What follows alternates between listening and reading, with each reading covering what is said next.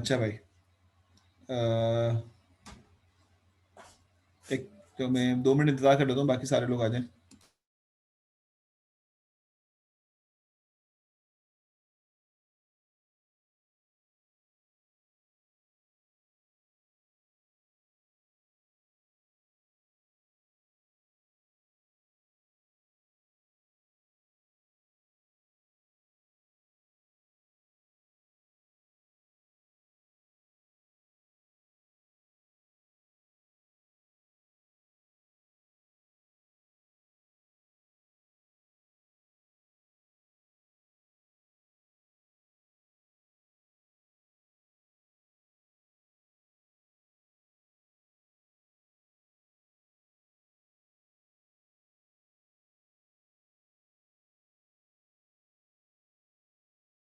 Basically output हम पहले से बता रहे हैं उसको, देखो ये ईमेल है, हम कहते हैं देखो ये डेटा ईमेल है, ये ईमेल है और ये स्पैम है, आउटपुट भी बता दिया हमने।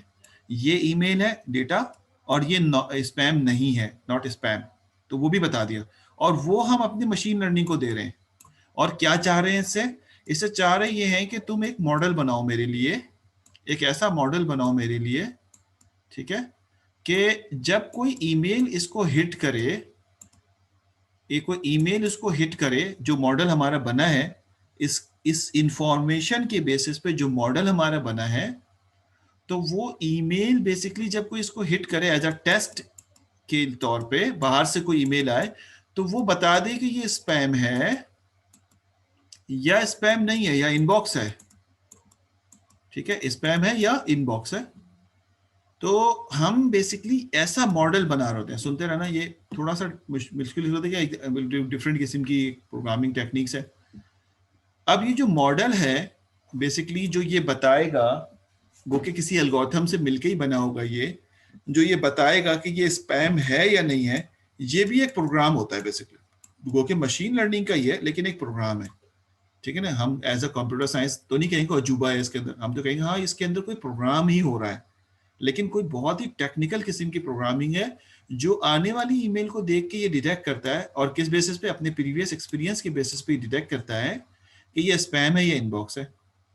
तो इसका मतलब ये हुआ कि मशीन लर्निंग की प्रोग्रामिंग कुछ इस तरह से होती है, जो हमारे यहाँ पे लिखा हुआ है ना, कम ट्रेडिशनल प्रोग्रामिंग। तो मशीन लर्निंग की प्रोग्रामिंग कुछ इस तरह से होती है कि हम उसको डेटा देते हैं, ठीक है, और आउटपुट भी साथ में दे देते हैं उसको हम, कि तुम ये आउटपुट भी ले लो, और एक प्रोग्राम हम कहते हैं कि हमें दे दो जिसको हम मॉडल कहते हैं, ताकि हम उसके थ्रू, ये प्रोग्राम जो है बेसिकली मॉडल है जिसके थ्रू टेस्टिंग की जाती है। और ये जो है ये बेसिकली एमएल है जो है इस तरह चल रहा है। यानी हमारा जो कन्वेंशनल या ट्रेडिशनल प्रोग्रामिंग है वो ये है कि डेटा, उसके बाद प्रोग्राम, डेटा और प्रोग्राम, और उसके बाद आउटपुट। यानी यहाँ से आप डेटा देते हैं, बबल सॉर्ट में डेटा देते हैं, और बबल सॉर्ट के लिए प्रोग्राम देते हैं, आप आउटपुट नहीं देते। आउटपुट क्या है? Sorted result. मशीन लर्निंग में डेटा दे रहे हैं, आउटपुट दे रहे हैं, और program. This is basically major difference between the machine learning and traditional programming.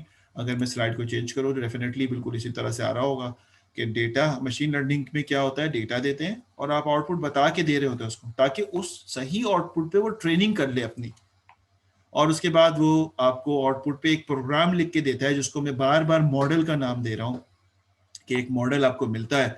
वो मॉडल किस लिए तैयार होता है? कि अब फ्यूचर में कोई टेस्ट डेटा आए तो हम उसको सही तरीके से क्लासिफाई कर सकें कि ये बेसिकली क्या है, और ये किस बेसिस पे क्लासिफाई करेगा, वो हमारे प्रीवियस रिजल्ट के बेसिस पे क्लासिफाई करेगा। This is called machine learning. We are going to basically study this one, not like this one. ये जो है ना, ये इसमें एआई भी शामिल है, डेफ फॉर सच भी से। लेकिन क्योंकि एआई एक सुपर सेट है, तो इसको भी हम एआई कहते हैं। लोग कहते हैं ना हम एआई अप्लाई कर रहे हैं, और एआई के अंदर मशीन लर्निंग लगा देते हैं, तो ठीक है, गलत तो नहीं हो सकता। लेकिन ये मशीन लर्निंग है सबसेट ऑफ द एआई, बहुत ही स्पेसिफिक क्लस्टर है जो बेसिकली मशीन लर्निंग की कैटेगरी में आता है। लेकिन ये एक बहुत, क्योंकि बड़ा डोमेन हो चुका है, तो लिहाजा लोग इस पे बड़े कसरत से काम कर रहे हैं। एआई पे भी काम कर रहे हैं, ऐसी बात नहीं है। अब बहुत सारे गेम ऐसे हैं जो एआई पे बने, इंटेलिजेंट्स गेम कहते हैं ना, वो मशीन लर्निंग नहीं होते। वो ऐसा नहीं होता कि हम ट्रेन कर दें उसके अंदर, बल्कि वो रन टाइम पे डिसीजन लेते हैं। जो लोग रन टाइम पे डिसीजन लेते हैं स्पेसिफिक एल्गोरिथम को देखते हुए, तो फिर वो बेसिकली एआई की कैटेगरी में चले जाते हैं, where is no data involve in the kind of के आपने कोई ट्रेनिंग कराई। जहाँ ट्रेनिंग कराई है मशीन लर्निंग के बाद, ठीक है, ये तो समझ में आ गया होगा मेरे ख्याल। अब कहाँ इस्तेमाल होता है तो कहाँ नहीं इस्तेमाल होता है, ये बात पूछनी चाहिए। इस्तेमाल तो हर जगह होता है, असल बात ये है। डेटा और आउटपुट में क्या डिफरेंस है, बहुत अच्छी बात है। डेटा और आउटपुट में डिफरेंस ये है कि मैं आपको बताता हूँ। बहुत अच्छा सवाल पूछा उन्होंने, what is the difference between the data and output. देखें, मैं आपको समझाता हूँ डेटा और आउटपुट में। थोड़ा सा इसमें 3-4 मिनट और इन्वेस्ट करते हैं ताकि आपको ये समझ आ जाए। क्वेश्चन बहुत ज़बरदस्त किया इन्होंने। What is the difference between data and output. देखिए, ये मैं कुछ कॉलम बना रहा हूँ जो हमें आगे इसी का वास्ता पड़ेगा, और हर स्टूडेंट क्वेश्चन पूछे जो जेन्युइन क्वेश्चन यहाँ पर है। देखिए, ये मैं इसके आगे लिख रहा हूँ A1 मिसाल के तौर पे, इसके आगे लिख रहा हूँ A2, ठीक है, इसके आगे लिख रहा हूँ A3, और इसके आगे लिख रहा हूँ A4, और ये मैं भी मजीद डिटेल में भी समझाऊंगा, और यहाँ लिख रहा हूँ टारगेट। ठीक, अगर फिर भी समझ नहीं आए तो दोबारा पूछना। टारगेट मतलब ये कि एक ईमेल है और उसके ये एट्रीब्यूट्स होते हैं। मिसाल के तौर पे एट्रीब्यूट नंबर 1, उसके अंदर अगर कोई ऐसे मतलब गलत अल्फाज इस्तेमाल हो रहे हैं जिसको हम एब्यूज स्टेटमेंट कहते हैं, तो वो है या नहीं है, वो एट्रीब्यूट नंबर 1 है, यस और नो। यानी एट्रीब्यूट नंबर 1 किस बात की कैटेगराइज कर रहा है ईमेल में, वो देखता है इसके अंदर नहीं जाके बल्कि उसके सब्जेक्ट में कोई एब्यूज स्टेटमेंट तो नहीं है, तो यस या नो। तो उस बेसिस पे अगर यस है तो ये यस हो गया। नंबर 2 ये देख रहा है कि उसके अंदर कोई किसी रिलीजियस एक्सट्रीमिटीज का कोई वर्ड तो नहीं है, तो यस और नो, वो कहता है नो। और उस बेसिस पे तीसरी चीज वो देख रहा है, ये स्पैम ईमेल को स्पैम बनाने और ना बनाने की बेसिस से बात कर रहा हूँ मैं, ठीक है, अगर वो खुद डिसीजन ले रहा है। नंबर 3 जो है वो बेसिकली कंटेंट्स में कोई ऐसी तस्वीर अटैच है जो कि बेसिकली नहीं होनी चाहिए, या तो वो बेसिकली यस और नो। और कोई बेसिकली हार्मफुल चीज तो नहीं अटैच है, यस और नो। और इस तरह के कई एट्रीब्यूट्स हो सकते हैं एक ईमेल को स्पैम कहने और ना कहने पे।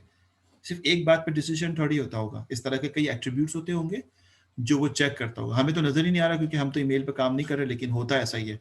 किसी भी चीज को क्लासिफाई करने के लिए एक बात पे क्लासिफाई नहीं कर लेते, हाँ तुम अच्छे हो या तुम अच्छे नहीं हो। भाई उसकी कोई परफॉर्मेंस होगी ना, पीछे कोई 8-10-12 एट्रीब्यूट्स होंगे, नहीं आदमी अच्छा है या अच्छा नहीं है। हाँ तुमने उस वक्त ऐसा किया था, तुमने इस वक्त ऐसा किया, तुमने उस वक्त भी चोरी की, तुमने उस वक्त चीटिंग की, तो ये जो बात हो रही है ना, ये एट्रीब्यूट्स कहलाते हैं। तो उन चीजों को देख के किसी को या तुम अच्छे हो या तुम अच्छे नहीं हो, ठीक है। तो इसीलिए एक ईमेल को हम कह रहे हैं कि तुम स्पैम हो या स्पैम नहीं हो, तो एक बात को देख के थोड़ी कह सकते हैं। कोई बहुत सारे एट्रीब्यूट्स होंगे, ये तो मैंने अपनी मर्जी से लिख दिए कोई एट्रीब्यूट्स। तो ये बेसिकली जो एट्रीब्यूट्स हैं, इसके बेसिस पे टारगेट पे ये तय होता है कि टारगेट का मतलब होता है कि ये स्पैम है या स्पैम नहीं है। मिसाल के तौर पे ये स्पैम है। इसी तरह यहाँ पे कोई और डेटा भी होगा, कोई और पैटर्न भी होगा, क्या ये स्पैम है, वो कहता है नो, नॉट स्पैम। मिसाल दे रहा हूं मैं, ये नॉट स्पैम।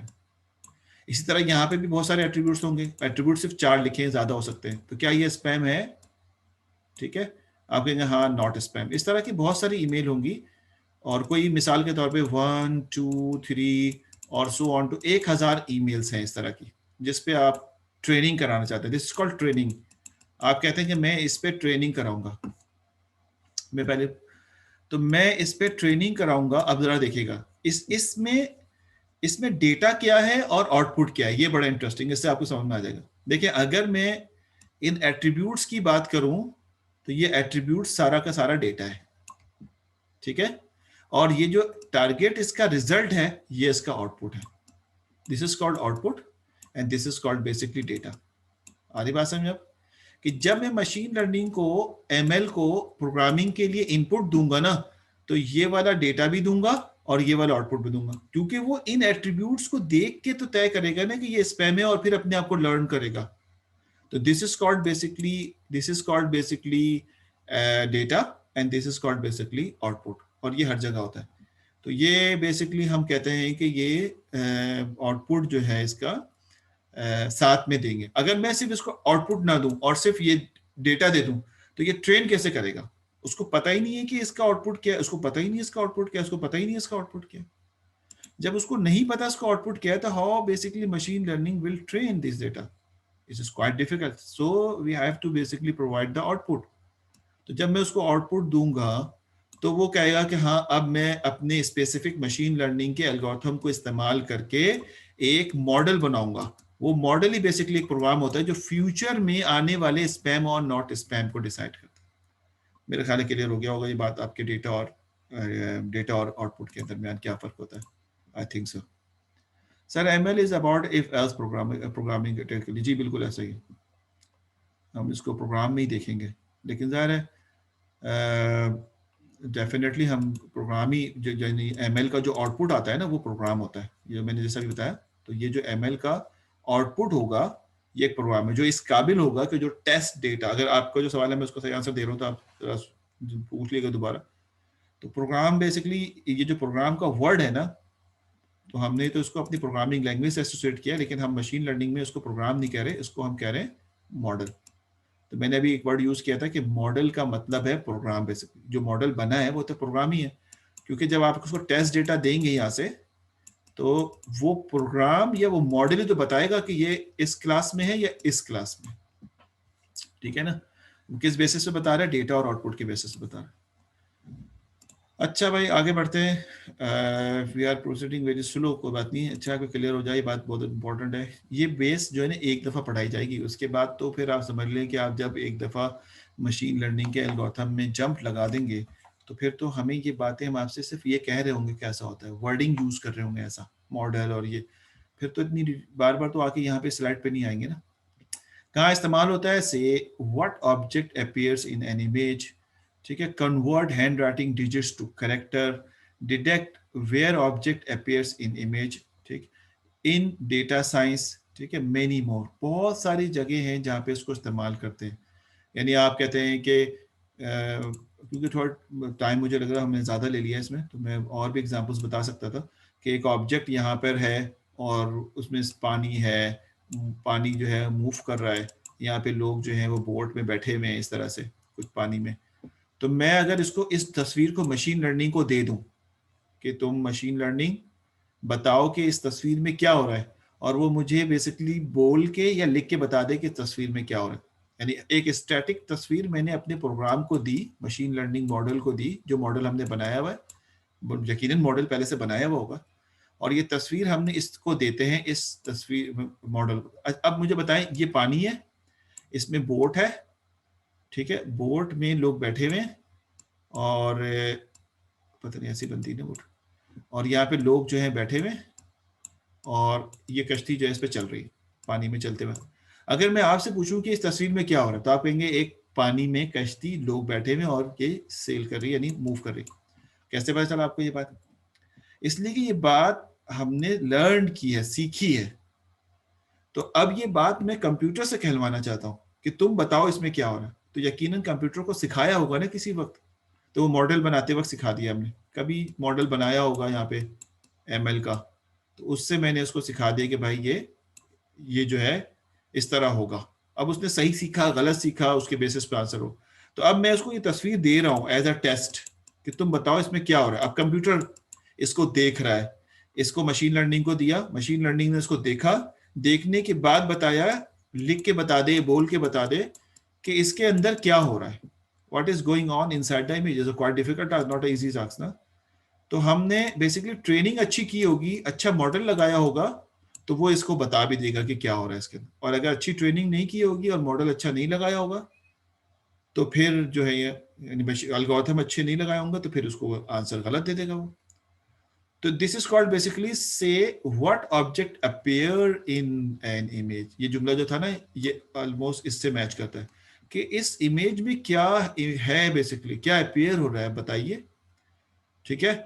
और इस तरह के डिफरेंट काम, और ये तो बहुत कम लिखे हैं मैंने, मैनी मोर जो लिख दिया ना इसके अंदर बहुत बड़ा एरिया इसके अंदर छुपा हुआ है। तो क्या कुछ नहीं कर सकते, ये सोचने वाली बात है, ठीक है। तो machine learning is very powerful कि आप बहुत बड़ा एरिया जो है इससे सॉल्व कर सकते हैं। बस हमारा शौक होना चाहिए इसके अंदर, और इससे घबराना इस सेंस में नहीं कि भाई इतनी मैथमेटिक्स पढ़नी पड़े। मैंने एक दो तस्वीरें पिछले सेमेस्टर में शेयर की थी कि भाई देखो आपने इस फील्ड में कदम रखा और आप कहते हैं कि मैथमेटिक्स भी ना आती हो मुझे, तो फिर तो आप मतलब नहीं भी पढ़ना चाहता, ना भी आती है और पढ़ना भी नहीं चाहता, चलो खुदा न खास्ता नहीं आई किसी ज़माने में और अब पढ़ना भी नहीं चाहता, तो फिर ये एक डेंजरस बात है इस सब्जेक्ट के लिए। इज़ अ क्वाइट डेंजरस कि आप ये बात करें कि भाई मैं मैथमेटिक्स भी नहीं पढ़ना चाहता। वो कि आप एक अच्छे प्रोग्रामर बन सकते हैं, लेकिन अच्छे बेसिकली एनालाइजर, यानी जो इसको कहते हैं कि एनालाइज करना और सही मॉडल लगाना, वो डिफिकल्ट हो जाएगा आपके लिए। तो आपको कम से कम इतनी मैथमेटिक्स जरूर आती है जो आपको समझ सके आप इस चीज़ों को। अच्छा जी, आगे बढ़े। अब ये सारी वो बातें बार बार रिपीट हो रही हैं, मैं इनको स्किप करके एनएलपी में लगा सकते हैं, नेचुरल लैंग्वेज प्रोसेसिंग, जिसमें आप सेंटिमेंटल एनालिसिस करते हैं कि भाई इसके रिव्यू, जैसे ट्विटर पे हैं तो उसको देखना कि ये रिव्यू को, ये मिसाल के तौर पर इलेक्शन के ज़माने में चले, अब उस रिव्यू के अंदर जो है वो, जो किसी स्पेसिफिक पॉलिटिशियन के फेवर में ज्यादा रिव्यू है या नॉन फेवर में ज्यादा रिव्यू। अब अगर उसमें 1 मिलियन रिव्यूज हैं तो कोई बता सकेगा कि उसके फेवर में है नॉन फेवर में कितने, कितना डिफिकल्ट होगा ना। तो वो मशीन लर्निंग बेसिकली आप उसके अंदर एनएलपी लगाएंगे, वो रिव्यूज के अंदर से उसके गुड और बैड रिव्यूज निकालेगा जो स्पेसिफिक पॉलिटिशियन के अगेंस्ट में होंगे, फिर वो बता सकता है कि ये इसके रिव्यूज जो हैं बेसिकली ये।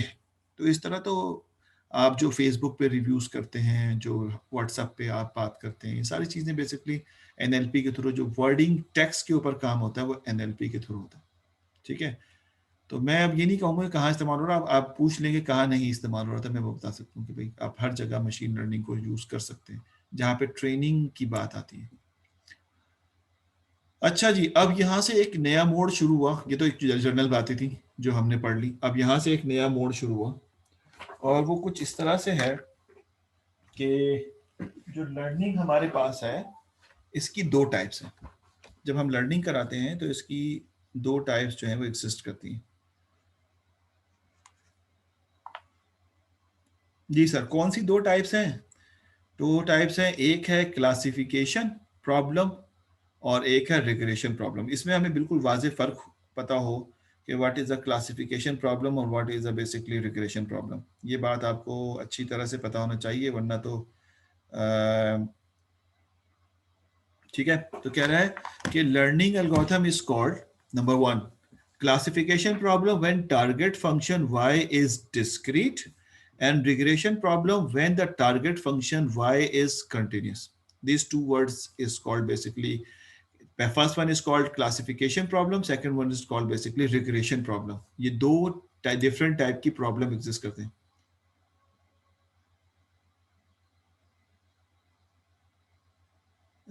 सर, पढ़ने से पहले या पढ़ने से बाद, ये समझ नहीं आया सवाल हसन जुबैर।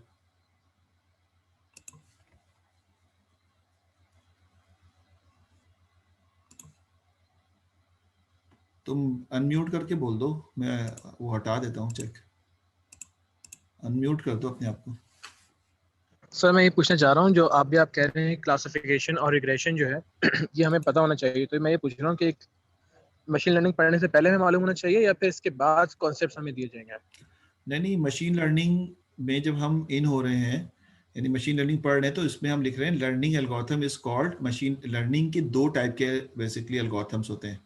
एक क्लासिफिकेशन प्रॉब्लम होता है और एक रिग्रेशन प्रॉब्लम। यानी जब आप मशीन लर्निंग को एल्गोरिथम लगाने की बात करेंगे तो आपको पता होना चाहिए कि ये प्रॉब्लम बेसिकली क्लासिफिकेशन का है या रिग्रेशन का है। यानी मैं कहूँगा लो भाई इसमें मशीन लर्निंग एल्गोरिथम लगा दो, तो आप पहले चेक करेंगे कि ये क्लासिफिकेशन बेस्ड प्रॉब्लम है या रिग्रेशन बेस्ड प्रॉब्लम। ठीक है ना? यानी as a machine learner you should know that कि this problem is belong to classification और रिग्रेशन। क्लियर भाई? अभी भी नहीं कंफ्यूजन है? चलो मैं समझाता हूँ मजीद, फिर शायद आपको मजीद समझ में आ जाए। अच्छा देखो, मैं आपको कुछ इस तरह से समझाता हूँ कि एक यहाँ पर एक स्लाइड एम्प्टी लेता हूँ ताकि उसमें लिखूँ मैं। यहाँ पे मैं इसको एंड शो करता हूँ। अच्छा जी, आप भी मौजूद हैं, काफ़ी जानी पहचानी शक्लें हैं इस क्लास में।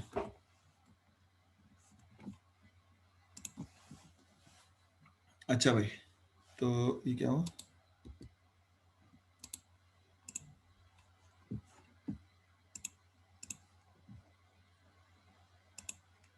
स्क्रीन तो यही शेयर किया मैंने, और मैंने सिर्फ इसको इनलार्ज किया है,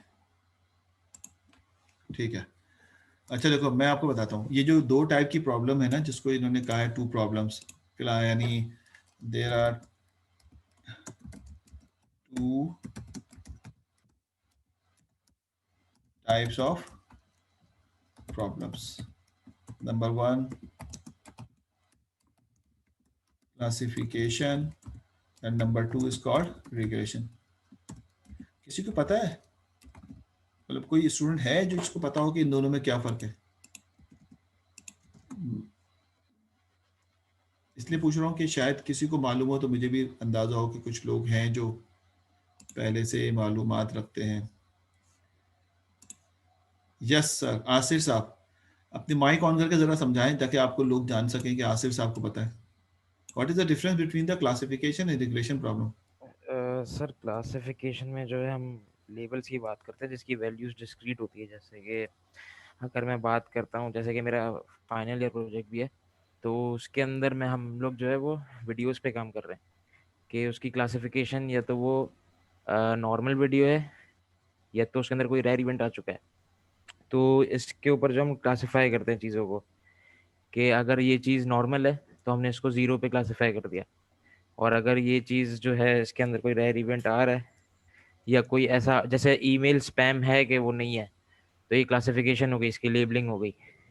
और अगर रिग्रेशन की हम लोग बात करें तो वो कंटिन्यूस वैल्यूज पे चल रही है। जैसे कि टेम्परेचर है, तो टेम्परेचर जो है वो कंटिन्यूस वैल्यूज पे चल रहा है, तो इसके अंदर हम प्रॉपरली डिस्क्रीटली कोई एक वैल्यू पे क्लासिफाई नहीं कर सकते उसको। सही है, काफी अच्छा आंसर दिया। मैं आप बाकी आप लोगों के सवाल के आंसर दे दूंगा जो पूछ रहे हैं आप लोग ना। यस मैं दे सकता हूँ आंसर। हाँ, दो दो आप अपने आप को। Good explanation. अब आप अपने आप को अनम्यूट करके आंसर दो ताकि हम आपकी आवाज़ भी सुने, आपका कॉन्फिडेंस भी देखें। जी भाई। नहीं नहीं, बोल के दो भाई, क्या नाम है? मोहम्मद मोहम्मद मोहम्मद अली अली हाशिर अली। हाशिर अस्सलाम वालेकुम वालेकुम सलाम। सर। मैं ये कह रहा था कि इनके मतलब एक्सप्लेनेशन से जो मेरी समझ आया कि आप जो है यस नो में डिसीजन मेकिंग में आंसर नहीं दे सकते उसमें, मेरे ख्याल से क्लासिफिकेशन में। सही है। नहीं नहीं, ये और दे सकते हैं। खैर चलो आगे बोलो। हाँ, मतलब डिफरेंशिएट इस तरह होगा, क्लासिफिकेशन में दे सकते हैं और रिग्रेशन में जिस तरह नहीं दे सकते। यस, डिसीजन मेकिंग उसमें टेम्परेचर की इन्होंने बात की ना, कांस्टेंट नहीं रहता, ऊपर नीचे होता रहता, तो एक कोई आंसर नहीं होता उसका यस नो में। सही है, बिल्कुल सही। और कोई दे सकता है आंसर? मैं सिर्फ इसलिए कि इंट्रैक्शन रहे ना, स्टूडेंट सिर्फ मेरी ना सुने। सर क्लासिफिकेशन में मेजर होती है और रिग्रेशन में काउंटेड। उल्टा कह दिया आपने राफिया। ये बात जो आपने की अच्छी की, लेकिन उल्टी कह दी। यानी क्लासिफिकेशन में काउंटिंग है और रिग्रेशन में जो है वो मेजर्ड है। क्लासिफिकेशन प्रिडिक्टिव है, दोनों प्रिडिक्टिव है, मतलब मशीन लर्निंग प्रिडिक्टिव है, तो फिर वो तो क्लासिफिकेशन अपोजिट है जैसा। चलो अब मैं बताता हूँ, अगर किसी के पास और है तो बताओ ताकि हम इसको मजीद आगे एक्सपेंड करें, हर आदमी पार्टिसिपेट करे। क्लासिफिकेशन में क्लासिफाई करते हैं अकॉर्डिंग टू द क्लास, बिल्कुल सही बताया आपने। लेकिन रिग्रेशन में क्या करते हैं फिर? रिग्रेशन में रेंज आउटपुट होती है। वेरी गुड, ये भी सही बताया इन्होंने। बोल के बताओगे तो और खुशी होगी, माइक अगर सही है तुम्हारे तो, ताकि आपकी आवाज़ भी सुन लें और लोग भी सुन लें आपको। अभी तो आप मुझे पर्सनल भेज रहे हैं ना, प्राइवेट में। Homologous and analogous and classification में कैटेगरी का, जी बिल्कुल सही है। उसामा शाहिद भी ने सही बताया, लेकिन रिग्रेशन को नहीं समझाया इन्होंने। अच्छा मैं आपको समझाता हूँ। देखो हमारी जो प्रॉब्लम्स हैं, ठीक है माशाल्लाह, बेहतर है, बहुत अच्छा है सर। एग्जांपल हाइट्स क्लासिफिकेशन में और student is in the class regression, ठीक है। हाइट क्लासिफिकेशन में हाइट जो है वो रिग्रेशन प्रॉब्लम है। खैर कोई बात नहीं, हम इसको इस तरह देखते हैं। आप लोगों के को ही दिए जाने वाले आंसर को मैं इस स्लाइड पे अब फर्निश करता हूँ, ठीक। हाँ, स्टूडेंट पास और fail classification, student percentage. Very good, ये बिल्कुल सही, नवीद साहब ने बिल्कुल सही जवाब दिया। स्टूडेंट पास और फेल जो है वो बेसिकली रिग्रेशन है। पास और फेल जो है वो क्लासिफिकेशन है, और परसेंटेज या उसके नंबर्स जो है वो रिग्रेशन है। अच्छा जी, रिग्रेशन प्रॉब्लम और classification problem is a problem of machine learning. There are two type of the problems in machine learning. ये वर्ड यहाँ पे रह गया तो उसको ऐड कर ले। मशीन लर्निंग में दो टाइप के प्रॉब्लम्स हैं। एक तो आपके पास है problems, one is in machine learning, ठीक है, एमएल। एमएल में ये दो टाइप के प्रॉब्लम्स हैं और अब आप जो हैं वो सॉल्व करें इसको। कहते हैं क्लासिफिकेशन और रिग्रेशन। क्लासिफिकेशन और रिग्रेशन में क्या होने वाला है, अब आइए समझते हैं। देखिए हमारे पास कुछ डेटा, देखिए जो डेटा होता है ना, ये भी इसलिए मैं बता रहा हूँ, आपने आंसर सही दिया लेकिन मेरा क्योंकि यहाँ पे एक थोड़ा सा इम्पैक्ट ये है कि आपको थोड़ा डेप्थ में जाके बताऊं, तो इसलिए थोड़ा स्लो भी हो जाता हूँ कि डेटा हमेशा एट्रीब्यूट के फॉर्मेट में होता है। किसी एक बात पे किसी का डिसीजन नहीं होता, चाहे वो ट्रेनिंग क्यों ना हो।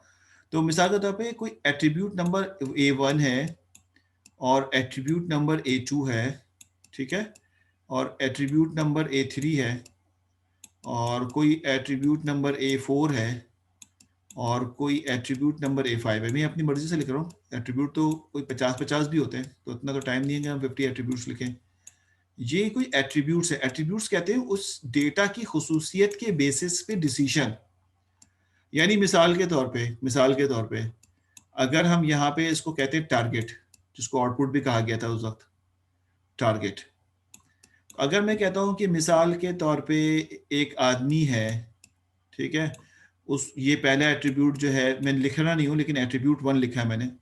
एक आदमी है, हम देख ये रहे हैं कि उसके पास क्या सिम्टम्स थे, कि उसको कौन सी बीमारी है, यानी उसको बेसिकली जो कैंसर है वो बेसिकली कौन सा कैंसर है, उसके एक्चुअल सिम्टम्स क्या थे, उसको बुखार रहता है या नहीं रहता है, उसने कहा रहता है, पहला वाला फीवर हो गया, पहला एट्रीब्यूट फीवर का है, ठीक है। उसको बेसिकली जो है वो खाने में सुस्ती होती है या नहीं होती, नहीं होती, ठीक। वो ज़्यादातर सोता रहता है, हाँ सोता रहता है, ठीक है। उसको बेसिकली फला चीज़ होती है। अब जो भी इसके सिम्टम्स होते हैं बीमारी को नोट करने के, हम तो अभी यहाँ पे इस बात को नहीं बैठ, तो इस बेसिस पे हमने कह दिया कि हाँ इसको बेसिकली जो है वो आदमी नंबर 1 को ब्लड कैंसर है, यानी ये एक्चुअल फैक्ट है। बेसिकली ये हम ट्रेनिंग डेटा की बात करें और ट्रेनिंग डेटा एक्चुअल फैक्ट पे बात करता है। आदमी नंबर 2 जो है वो कहता ये है कि इसमें इसका नो है, ये यस है, ये नो है, बल्कि अभी हम ब्लड कैंसर नहीं कहते, आसानी के लिए कहते हैं सो कैंसर है या नहीं है, तो आपने कह दिया यस है आसानी के लिए। और ये बेसिकली ये भी नो है, ठीक है, और ये यस है और ये यस है। इस बेसिस पे हमने कह दिया इसको कैंसर नहीं है भाई टारगेट में। और इसी तरह तीसरा आदमी, चौथा आदमी, पांचवा आदमी, और हमने इसकी बीमारी को बता दिया कि ये जो है बेसिकली। अब आप मुझे बताइए कि जब मैं अपनी मशीन लर्निंग को ये डेटा ट्रेनिंग के लिए भेजूंगा, यानी जो मॉडल हम बनाते रहे, जो चीज़ अभी हम देखते रहे, तो हमने कहा था कि भाई हम डेटा भेजेंगे और साथ में आउटपुट भेजेंगे, सही भाई। तो अब आप मुझे बताएं कि ये जो मशीन लर्निंग को हम ये दो चीज़ें ट्रेनिंग के लिए भेजेंगे, सब अलर्ट रहना, तो डेटा बेसिकली क्या है इसमें, कोई बता सकेगा डेटा क्या है इसके अंदर? यानी हम कहें कि इसको मैं इस वाले केस में जो मैंने डिजाइन किया है इसमें डेटा क्या है, तो आप बता सकेंगे एट्रीब्यूट। वेरी गुड भाई रफी, बहुत बहुत बहुत आला, A2 to A5। चलो ये बात बिल्कुल आप अलर्ट होकर सुन रहे हैं, बेहतरीन हो गया। तो आप कहते हैं कि इसमें डेटा जो है बेसिकली A1 से A5, बहुत अच्छा आंसर दिया, तो ये डेटा दे दिया हमने, और साथ में आउटपुट, ये आउटपुट जो है बेसिकली ये टारगेट क्लास को। अब मशीन लर्निंग जब इसको रिसीव कर रहा है तो वो क्या जज करेगा कि ये क्लासिफिकेशन प्रॉब्लम है या रिग्रेशन प्रॉब्लम है। तो जब आपके पास टारगेट जो है वो डिस्क्रीट हो, अब चलो डिस्क्रीट मैथ पे चले जाते हैं। डिस्क्रीट मैथ पे, डिस्क्रीट मैथ ये कहता है कि जो चीजें काउंट की जाती हैं वो डिस्क्रीट होती हैं, यानी पॉइंट में ना हो, काउंट की जाए। जो चीजें काउंट होती हैं वो डिस्क्रीट है, और जो चीजें मेजर्ड होती हैं वो बेसिकली कंटिन्यूस होती हैं। इसने कहा कि जो डिस्क्रीट है वो क्लासिफिकेशन प्रॉब्लम है, जो बेसिकली कंटिन्यूस है वो बेसिकली रिग्रेशन प्रॉब्लम। तो काउंट में 1 2 3 4 आ सकता है, और मेजर में 1.5 भी आ सकता है। तो इसका मतलब है काउंट जब होगा तो 1 2 3 होगा। तो ये जो हमारे पास इसकी टारगेट क्लास है, ये दो ही है, या तो वो कैंसर का मरीज है या कैंसर का मरीज नहीं है, ठीक है। तो ये बेसिकली किस टाइप की आउटपुट है, ये आउटपुट बेसिकली काउंटेड है यानी डिस्क्रीट है, ये बेसिकली डिस्क्रीट है। तो ओवरऑल ये प्रॉब्लम बेसिकली क्लासिफिकेशन प्रॉब्लम है। ओवरऑल ये प्रॉब्लम बेसिकली किस टाइप की प्रॉब्लम है? क्लासिफिकेशन। क्यों? क्योंकि इसमें हम किसी चीज को मेजर नहीं कर रहे बल्कि हम यहाँ पे काउंट कर रहे हैं। अब एक स्टूडेंट ने सवाल पूछा था, मैं आपको उसका जवाब देने जा रहा हूँ, इसी के साथ साथ जवाब देने जा रहा हूँ ताकि हम अगले वाले पे चाहें तो आपको उससे पहले समझा। अब ये बात क्लियर हो गई होगी अच्छी तरह से कि हो सकता है कि टारगेट वैल्यू जो है, यानी यहाँ पे जो टारगेट वैल्यू है, टारगेट वैल्यू वो, सॉरी यहाँ लिखने के बजाय यहाँ लिख देता हूँ, मैं 1 मिनट ले रहा हूँ सवाल, मैं आपके जो टारगेट वैल्यू, उसी सवाल का जवाब दे रहा हूँ जो शायद मुझे लग रहा है यही सवाल पूछ रहे हैं, वो हो सकता है कि 1 से ज्यादा हो। यानी मैं इंस्टेड ऑफ कि ये बोलूं कि इसको कैंसर है या नहीं है, बल्कि ये बताऊं कि कौन सा कैंसर है। यानी मिसाल के तौर पे ब्लड कैंसर है, ठीक है, या उसको ट्यूमर है, ब्रेन कैंसर है, ये BR लिख देता हूँ, ब्रेन कैंसर है, या उसको बेसिकली बून कैंसर है, ठीक है। तो इस तरह की बेसिकली, या उसको बेसिकली और बहुत सारे कैंसर की टाइप्स हैं। तो अब अगर मैं इनको कैटेगराइज कर दूं कि जो ब्लड कैंसर है उसको मैं 0 से प्रेजेंट करूंगा, जो ब्रेन कैंसर है उसको मैं 1 से प्रेजेंट करूंगा, और जो बोन कैंसर है बेसिकली उसको मैं 2 से करूंगा, और इस तरह से डिफरेंट नाम दे दूं। तो अब आप देख रहे हैं आपकी टारगेट क्लास 1 से ज्यादा है। टारगेट क्लास जो है 1 से ज्यादा है, यानी इस सिम्टम्स पे उसको ब्लड कैंसर है, इस सिम्टम्स पे किसी को जो है वो ब्रेन कैंसर है, उसको 1 कह रहा हूं। तो your target class may be 2 classification, ठीक है। आपकी टारगेट क्लास 1 से ज्यादा क्लासिफिकेशन में बिलोंग कर सकती है। जैसे मिसाल के तौर पे ऐसा ही कोई डेटा हो और उसमें लिखा हुआ हो, टारगेट क्लास में लिखा हुआ हो कि ये फ्रूट कौन सा है, ये एप्पल है या बनाना है या गावा है या क्या है, वट एवर, तो फिर ये टारगेट क्लास 1 से ज्यादा हो जाएंगी। तो फिर ये बेसिकली क्लासिफिकेशन प्रॉब्लम तो है, बट मोर देन 2 क्लास। ज्यादातर तो हम 2 क्लास में देख रहे होते हैं, लेकिन this type of the problem basically called more than 2 classes, ठीक है, मोर देन 2 क्लास। तो क्लासिफिकेशन प्रॉब्लम 2 क्लास में भी हो सकता है और मोर देन 2 क्लासेस में भी हो सकता है, लेकिन इसकी टारगेट क्लास जो है वो डेफिनेटली डिस्क्रीट होगी। ठीक हो गया? इस द प्रॉब्लम में डिटेक्ट करके कर रहे हैं, इसलिए क्लासिफिकेशन में इंक्लूड करेंगे। जी, डिटेक्ट कर रहे हैं, ये समझ नहीं आया मुझे पूछना, लेकिन टारगेट क्लास प्रोबेबिलिटी में शो नहीं कर सकते। प्रोबेबिलिटी का मतलब भी समझ नहीं आया सर यूसुफ सही। अगर तुम हैंड रेस कर, अच्छा जी सवाल पूछ लें जिन्होंने पूछना था। माइक ऑन है, आप अपने माइक ऑन करके पूछ सकते हैं ताकि मैं आगे वाले पे जाऊं। किसी को पूछना है तो पूछ लो, माइक ऑन है आपके। If there is any question you may ask ना। रिग्रेशन क्या होगी, भाई तो उसमें आ रहे हैं समीन। अभी तो मैं, पहले तो आप इसमें समझ जाने कि there should be the target class is discrete type. What is a discrete type? Discrete type is basically yes और नो और might be the multiple target. अब मैं अगर आपसे इसी में एक और एग्जांपल दे देता हूँ ताकि आपको क्लियर हो जाए, उसके बाद फिर हम अभी हम क्लासिफिकेशन पे ही हैं, ठीक है, क्लासिफिकेशन, तो आपको ये क्लियर हो जाए ताकि आप बार बार आगे जब हम जाए ना तो आप ना पूछें। क्लासिफिकेशन है, तो आपने कहा कि ये क्लासिफिकेशन प्रॉब्लम है, तो मिसाल के तौर पर मैं एक एग्जांपल और दे देता हूँ कि आपने कहा ये मेरे पास एट्रीब्यूट नंबर 1 है, ये एट्रीब्यूट नंबर 2 है, और ये एट्रीब्यूट नंबर 3 है, ये एट्रीब्यूट नंबर 3 है, और मैं इस दफ़ा 4 एट्रीब्यूट ले लेता हूँ। एट्रीब्यूट नंबर 4 है और ये इसकी टारगेट वैल्यू है, टारगेट क्लास कहने बल्कि ज़्यादा बेहतर, अच्छा टारगेट क्लास। मैं कहता हूँ कि ये एक स्टूडेंट की एट्रीब्यूट्स हैं, तो स्टूडेंट के मिड में कितने बेसिक परफॉर्मेंस क्या थी? उसने कहा गुड परफॉर्मेंस थी।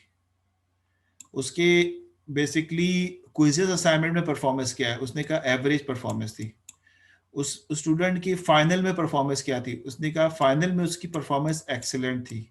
उसके प्रोजेक्ट कैसे देखे गए? उसके प्रोजेक्ट में परफॉर्मेंस पुअर थी।